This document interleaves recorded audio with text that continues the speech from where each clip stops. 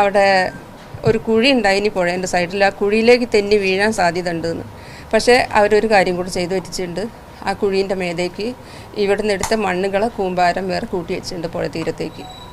പിന്നെ ഇനിയിപ്പം നേവിൻ്റെ ആൾക്കാർ വന്ന് വീണ്ടും തരുമെന്ന് പറയുന്നത്. അപ്പോൾ ഇന്നാൾ വന്ന ആൾക്കാരൊക്കെ എന്താ ചെയ്തോ, നേവലിനി അല്ലേനോ?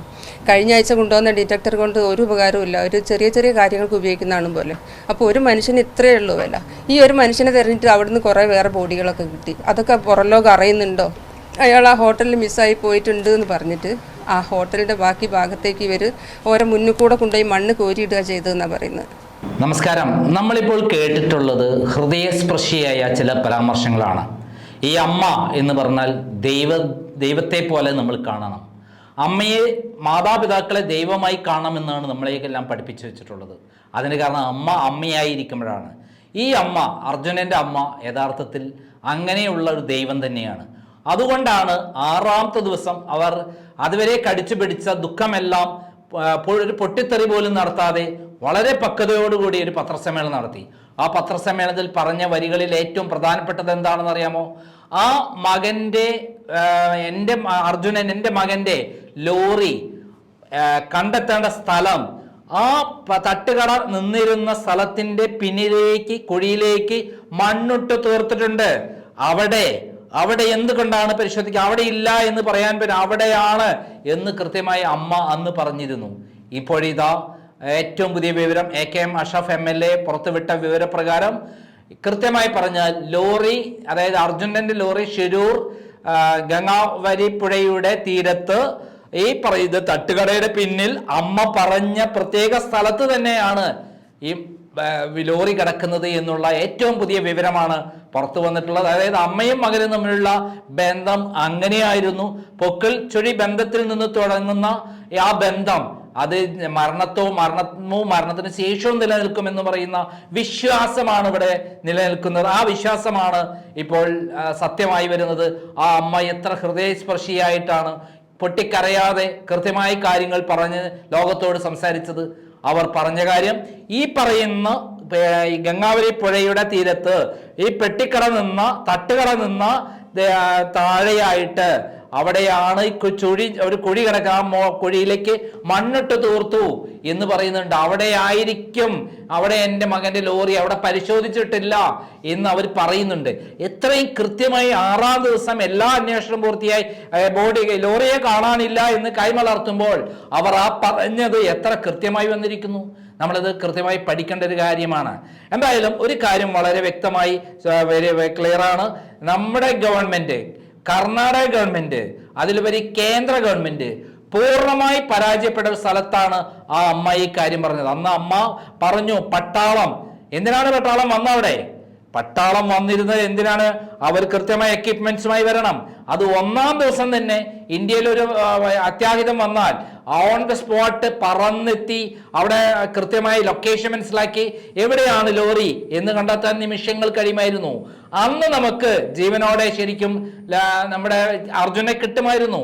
ഇന്ന് അർജുനൻ എന്ന് പറയുന്ന അമ്മയുടെ സ്വന്തമല്ല, നമ്മുടെ എല്ലാം സ്വന്തമാണ്. നമ്മൾ മനസ്സുകൊണ്ട് ഉരുകി പ്രാർത്ഥിക്കുകയാണ്, അർജുനൻ എന്ന് ജീവനോടെ കിട്ടണമേ, ആ അമ്മയുടെയും കുടുംബത്തിനെയും പ്രാർത്ഥന കേൾക്കണമേ, അത് അർജുനെ കിട്ടണം, എങ്ങനെയെങ്കിലും ജീവനോടെ എത്തിച്ച് നമ്മുടെ എല്ലാം പ്രതീക്ഷ സത്യമായി തീരണമേ എന്ന് നമ്മളെല്ലാവരും പ്രാർത്ഥിച്ചു കൊണ്ടിരിക്കുകയായിരുന്നു. കഴിഞ്ഞ 9 ദിവസമായി പ്രാർത്ഥിക്കുകയാണ്. പക്ഷെ അമ്മ 6ാം ദിവസം കഴിഞ്ഞപ്പോൾ അമ്മ പറഞ്ഞു, എനിക്കിനി പ്രതീക്ഷയില്ല, എൻ്റെ മകൻ ജീവിച്ചിരിക്കുന്നു എന്ന് എനിക്ക് പ്രതീക്ഷയില്ല. കാരണം ഇപ്പോഴത്തെ എല്ലാ അവസ്ഥയും കാണുമ്പോൾ ഇനി വെള്ളത്തിലേക്കാണ് പോകുന്നത്. വെള്ളത്തിൽ കിടക്കുകയാണെങ്കിൽ തീർച്ചയായും അമ്മ കൃത്യമായി മനസ്സിലാക്കി ഇനി വെള്ളത്തിനോടനുബന്ധിച്ചിട്ടാണ് സ്ഥലത്താ കിടക്കുന്നത് എന്നുള്ളത്. ആ അമ്മ കൃത്യമായി മനസ്സിലാക്കി. അമ്മയ്ക്ക് ചിലപ്പോൾ കൃത്യമായി മനസ്സുകൊണ്ട് അമ്മയും മകനും തമ്മിലുള്ള ബന്ധം കൊണ്ട് കൃത്യമായി അറിയുമായിരിക്കാം. ആ മകൻ ഇവിടെ നിന്ന് ഈ ലോകത്ത് വിട്ടുപിരിഞ്ഞു പോകുമ്പോൾ ആ അമ്മയ്ക്ക് മനസ്സിലാകുമായിരിക്കാം, അവർക്ക് പരസ്പരമുള്ള ബന്ധം കൊണ്ട്, ആത്മബന്ധം കൊണ്ട് മനസ്സിലാകുമായിരിക്കാം, എൻ്റെ മകൻ ഈ ലോകത്തിൽ നിന്ന് പോയി കഴിഞ്ഞിരിക്കുന്നു എന്നുള്ള സത്യം. ആ അമ്മ പറഞ്ഞ വാചകമാണ് നമ്മൾ തുടക്കത്തിൽ കൊടുത്തത്. അന്ന് അമ്മ നടത്തിയ പത്രസമ്മേളനത്തിൽ പറഞ്ഞ കാര്യങ്ങൾ കൂടി വളരെ പ്രധാനപ്പെട്ടതാണ്. എന്താണ് പ്രധാനപ്പെട്ടത്? ഈ പട്ടാളം വന്ന് എന്തിനാണ് നമ്മൾ അവിടെയാണ് സുരേഷ് ഗോപി എന്ന് പറയുന്ന കേന്ദ്രമന്ത്രിയെ നമ്മൾ ചിന്തിക്കുന്നത്. അദ്ദേഹത്തോട് പത്രക്കാർ 4 ദിവസം കഴിഞ്ഞ് പറഞ്ഞപ്പോഴാണ് അദ്ദേഹം ഈ ഭൂലോകത്ത് ഇങ്ങനെ ഒരു സംഭവം ഉണ്ടെന്ന് അറിയുന്നത്. കേരളത്തിലെ എല്ലാവരും പ്രതീക്ഷയോടെ, എല്ലാവരും ആകാംക്ഷയോടെ കാത്തിരിക്കുന്ന സമയത്ത് നമ്മളെ സുരേഷ് ഗോപി അറിഞ്ഞിട്ടില്ല. അങ്ങനെ ഒരു മന്ത്രിയെയാണ് നമുക്ക് കേന്ദ്രമന്ത്രിയെ കിട്ടിയത്. അതേ എന്നാൽ ആ ഓൺ ദ സ്പോട്ട് അന്ന് അപ്പോൾ തന്നെ ഈ കാര്യം സ്വന്തം കാര്യം എന്നുള്ള നിലയിൽ പ്രധാനമന്ത്രിയുടെക്ക് അറിയിക്കുകയും ഓൺ ദ സ്പോട്ട് ഇന്ത്യ ഗവൺമെന്റിന്റെ എല്ലാ സംവിധാനങ്ങളും ഉപയോഗിച്ച്, പട്ടാളത്തിന്റെ എല്ലാ സംവിധാനങ്ങളും ഉപയോഗിച്ച്, ആധുനിക സജ്ജീകരണങ്ങൾ ഉപയോഗിച്ച് ഒരേ പല ഏരിയയിൽ പരിശോധന നടത്തിയിരുന്നെങ്കിൽ കണ്ടെത്താമായിരുന്നില്ലേ ഈ ലോറി? ആ ലോറിക്കുള്ളിൽ മകൻ ജീവനോടെ അന്നുണ്ടായിരുന്നെങ്കിൽ തീർച്ചയായും കണ്ടെത്താമായിരുന്നില്ലേ? ഇനി ജീവനോടെ കാണില്ല എന്ന് അമ്മ അന്ന് പറഞ്ഞത് ഇന്നിപ്പോൾ 100% സത്യമായി മാറാൻ പോവുകയാണ്. ആ അതേ സ്ഥലത്ത് മകന്റെ ലോറി കണ്ടെത്താൻ പോകുന്നു എന്ന് പറയുന്നത് സത്യമാണ് ഇപ്പോൾ പുറത്തു വരുന്നത്. അമ്മ അന്ന് നടത്തിയ പത്രസമ്മേളനം പൂർണ്ണമായി നമുക്ക് ഒരിക്കൽ കൂടി കേൾക്കാം. ഓരോ മലയാളിയും കേൾക്കേണ്ട പത്രസമ്മേളനമാണ്. ആ അമ്മയെ നമ്മൾ പൂവിട്ട് പൂജിക്കുക തന്നെ വേണം. ആ അമ്മ പറഞ്ഞതാണ് സത്യം. ശരിക്കും സത്യസന്ധമായ മനസ്സിൽ നിന്നും ആ വാചകമാണ് അവർ പറഞ്ഞിട്ടുള്ളത്. മനസ്സിന്റെ ഉള്ളിൽ നിന്നാണ് പറഞ്ഞത്, എൻ്റെ മകൻ ഇനി ജീവനോടെ കിട്ടില്ല എന്ന് പറയുന്ന കാര്യം. ഇന്ന് 9ാം നാൾ കടക്കുമ്പോൾ ഈ മരണത്തിന് ഉത്തരവാദി സുരേഷ് ഗോപി അടക്കമുള്ള ആളുകളാണ് എന്ന് നമുക്ക് ഉറക്കെ പറയേണ്ടി വരും. നമുക്ക് ആ പത്രസമ്മേളനം ഒന്നുകൂടി കേൾക്കാം.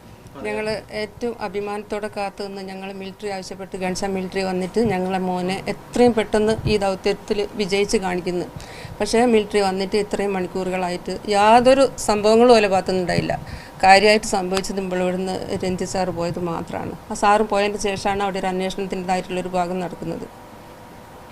ഇന്ത്യൻ മിലിറ്ററിൻ്റെ ഈ ഒരവസ്ഥയെ പറ്റിയിട്ട് എനിക്ക് വലിയ വിഷമമുണ്ട്. കാരണം ഓലെ ഞാൻ കുറ്റം പറയല്ല, ഓൽക്ക് നിർദ്ദേശത്തിൻ്റെ കുറവുണ്ട്. പിന്നെ ഓല് വന്നപ്പോൾ ഉപകരണങ്ങളില്ലാത്തത് തന്നെ സംശയമുണ്ട്. ഇത് മോനെ കാണാതൊക്കെ ഈ വാഹനം അവിടെ ഇല്ലാന്ന് തെളിയിക്കുക എന്നുള്ള ആരൊക്കെയോ ഒരു പ്രസ്റ്റീജ് ഇഷ്യൂ ആയിട്ട് മാറിയിട്ടുണ്ടോയെന്ന് എനിക്ക് തോന്നുന്നു. ഒരു കാരണവശാലും ഞാൻ ഇങ്ങനെ ഒരു മാധ്യമത്തിൻ്റെ മുന്നിൽ വരുമെന്ന് വിചാരിച്ചല്ല. ഇങ്ങനെയൊരവസ്ഥ എനിക്ക് ഇന്ന് വൈകുന്നേരം വരെയുള്ള അന്വേഷണം അവിടുത്തെ നിരീക്ഷിച്ചുകൊണ്ട് വന്നാണ്. അവിടെ തന്നെ അവിടുത്തെ ഉദ്യോഗസ്ഥന്മാർ ഞാനായിട്ട് ഇമ്പളെ കലക്ടറെ ബന്ധപ്പെടുത്തിയും കൊണ്ട് എൻ്റെ നമ്പർ കൺഫേം ചെയ്ത് അവിടുത്തെ ഉദ്യോഗസ്ഥർക്ക് നമ്പർ കൊടുത്ത് ആ നമ്പർ അനുസരിച്ച് അവിടെ നടക്കുന്ന പ്രവർത്തനങ്ങൾ അന്നേരം എനിക്ക് ചെയ്തു തരുമെന്ന് അവർ പറഞ്ഞ് ഒരു മെനിയാന്ന് വൈകുന്നേരം ഇമ്പളെ MP സാറിൻ്റെയൊക്കെ നിർദ്ദേശപ്രകാരം നടന്ന ഇങ്ങനെ പത്രക്കാരാണ് ഇതൊന്ന് പൊന്തിച്ച് വരിച്ചത്. ഈ അതനുസരിച്ച് മെനിയാന്ന് വൈകുന്നേരം 6 മണിക്ക് അവർ ഞങ്ങൾക്ക് വിളിച്ചിട്ട് നിങ്ങളെല്ലാ സംശയങ്ങളും ചോദിക്കുക, നിങ്ങൾക്ക് ഈ ഫ്രണ്ടിലുള്ള സംഭവങ്ങളെ ഫോട്ടോസും വീഡിയോസും അയച്ചു തരുമെന്നും പറഞ്ഞ് അങ്ങനെ അവർ അയച്ചു തന്ന് കുറച്ച് സമയങ്ങൾക്ക് ശേഷം അതെല്ലാം അവർ തന്നെ ഡിലീറ്റ് ചെയ്ത്. പിന്നെ യാതൊരു ബന്ധങ്ങളുമില്ല. അന്ന് രാത്രി വൈകുന്നേരം വരെ ഇത് മണ്ണെടുക്കൽ തുടരുമെന്ന് പറഞ്ഞ് അത് അന്ന് പതിവിൽ നേരത്തെ നിർത്തി. പിന്നെ എനിക്ക് സംശയം എന്താ വെച്ചാൽ ഇങ്ങനെയൊക്കെയുള്ള സ്ഥലമാണ്. ഈ ആളുകളൊക്കെ അവിടെ വർക്ക് ചെയ്യുന്നുണ്ട്. ഞങ്ങളിവിടുന്ന് 3 ആൾ പോയിട്ടും 2 മുതലാളിമാരും അവിടെ ഉണ്ട്, ഒരു ഡ്രൈവറും. ഇവരൊന്നും അടുത്തേക്ക് കടത്തിവിടില്ല. കടത്തിവിടുമ്പം പോലീസിൻ്റെ മർദ്ദനേറ്റും കൊണ്ട് കള്ളന്മാരെ പോലെ എന്തോ തെറ്റ് ചെയ്ത ആളുകളെ പോലെയാണ് അങ്ങോട്ട് പോകുന്നത്. ഇവിടുന്ന് പോയ ആളുകളൊക്കെ ഒരു മാനസികാവസ്ഥ ഇപ്പോൾ എല്ലാവർക്കും ആലോചിച്ചാൽ അറിയാമല്ലോ. ഇത്രയും ദിവസമായിട്ട് അവിടെ നിൽക്കുന്നൊരവസ്ഥ. പിന്നെ എനിക്ക് പറയാനുള്ളത്, പട്ടാളത്തിന് ഇപ്പം ഞങ്ങൾക്ക് വേണ്ടിയിട്ട് ഇത്രയും ചിലവൊക്കെ ചെയ്തിട്ട് അവിടെ വരുത്തിയത് ആരെയോ കാണിക്കാൻ ഒരു ഡെമ്മി കളിച്ചാണ്.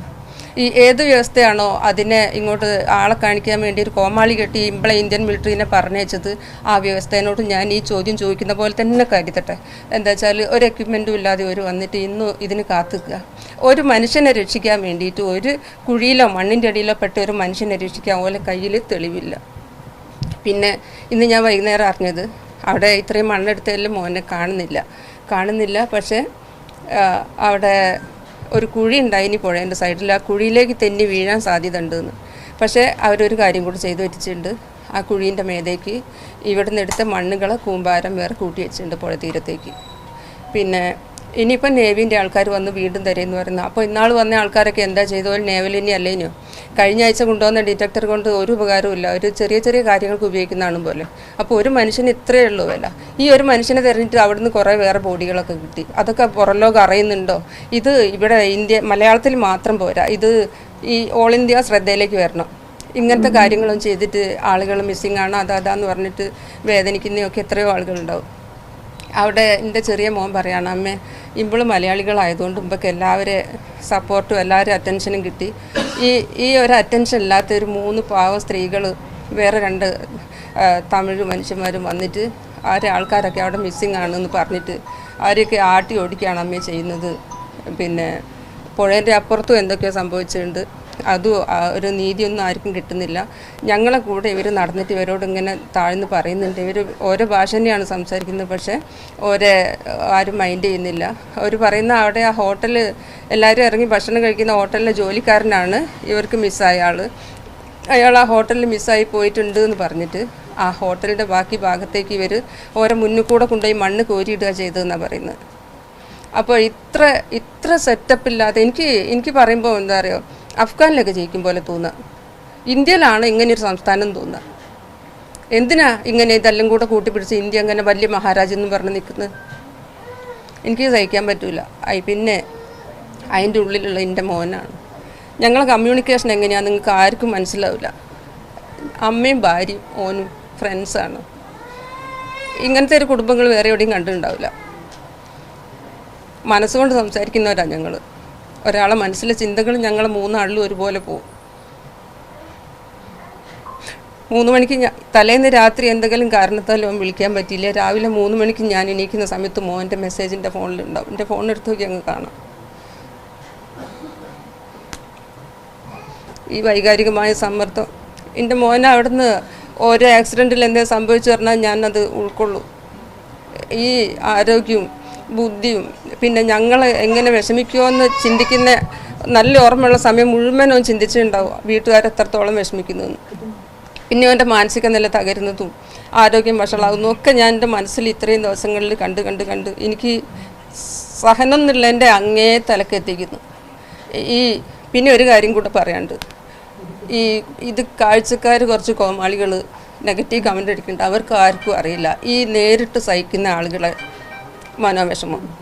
അങ്ങനെയുള്ളവർക്കും കൂടെ ഞാൻ ഒന്നും അല്ല പറയുന്നില്ല. ഇത്രയൊക്കെയുള്ളൂ. എനിക്ക് എൻ്റെ മോനെ ഇനി ജീവനോടെ കിട്ടുന്നില്ല ഒരു പ്രതീക്ഷയില്ല. കാരണം ഞാനിന്ന് വൈകുന്നേരം അറിഞ്ഞ് വീഴാൻ ചാൻസ് ഉള്ളൊരു വലിയ കുഴി അവിടെ ഉണ്ടായിട്ട് ആ കുഴീൻ്റെ മേതെ തപ്പാതെ അവിടേക്ക് മണ്ണ് കൊണ്ടുപോയിട്ട് അവിടുത്തെ ഭരണത്തിനോട് അവിടുത്തെ പോലീസിനോട് ഒന്നും എനിക്ക് ഒരു വിശ്വാസം വരുന്നില്ല. ഇപ്പം കേന്ദ്രത്തിനോടും വരുന്നില്ല. ഇമ്പൊക്കെ സത്യമായിട്ടും ഇമ്പളെ MP സാറ്, ഇമ്പളെ ഇവിടുത്തെ ഈ പത്രപ്രവർത്തകർ, ഇവിടുത്തെ എല്ലാ ചാനലുകളും, പത്രം എന്ന് പറയുന്ന ഈ ചാനലുകൾ, പിന്നെ ഇവിടെ വേറെ കക്ഷി രാഷ്ട്രീയമൊന്നും ഇല്ലാത്ത എല്ലാ ആൾക്കാരും എല്ലാവരും തന്നെ ഇമ്പളെ എല്ലാ സപ്പോർട്ടും ചെയ്തു. കേന്ദ്രത്തിൻ്റെയും സംസ്ഥാനത്തിൻ്റെയും സഹായം പോയി കിട്ടിയില്ല. കേന്ദ്രം ഇപ്പോൾ സഹായിക്കാനാണ് പട്ടാളത്തിനെ അങ്ങോട്ട് വിട്ടിരുന്നത് എങ്കിൽ അതിന് വേണ്ട എക്യുപ്മെൻറ്റ്സും ഉണ്ടാവുകയിനി അതെടുക്കുകയും ചെയ്യേനി. ഞങ്ങൾ മനസ്സ് പ്രതീക്ഷിച്ച എന്താ പറയുക, ടണൽ ദുരന്തത്തിലൊക്കെ പെട്ട പോലെ എൻ്റെ മോൻ ജീവനോടെ തിരിച്ചു വരുന്നു. ആ ഒരവസ്ഥ, ആ പ്രതീക്ഷയും എനിക്ക് മാറി. മതി, എനിക്ക് അത്രയേ പറയാം. എന്തെങ്കിലും ചോദിക്കാണ്ടോ? വേറെ എന്തെങ്കിലും ചോദിക്കാണ്ടോ? ഉണ്ടോ? ഞങ്ങൾ പട്ടാളക്കാരെന്ന് പറയുന്ന ഒരു അഭിമാനത്തോടെ കാണുന്ന ആൾക്കാരാണ്. ഞങ്ങൾ അച്ഛൻ പട്ടാളക്കാരനാണ്. ആ ഒരു അഭിമാനമൊക്കെ തെറ്റിപ്പോവുക. ഇപ്പം എന്താ നടക്കുന്നത്? ഈ 4 വർഷത്തെ പട്ടാളം എന്ന് പറയുന്നത് ഇങ്ങനെ കൂലിക്ക് ആയിട്ട് ആൾക്കാരെ കാണിക്കാൻ ഗോഷ്ഠി കെട്ടി വിടുന്ന സംഭവമായിട്ടാണോ ഇപ്പം വരുന്നത്? മതി.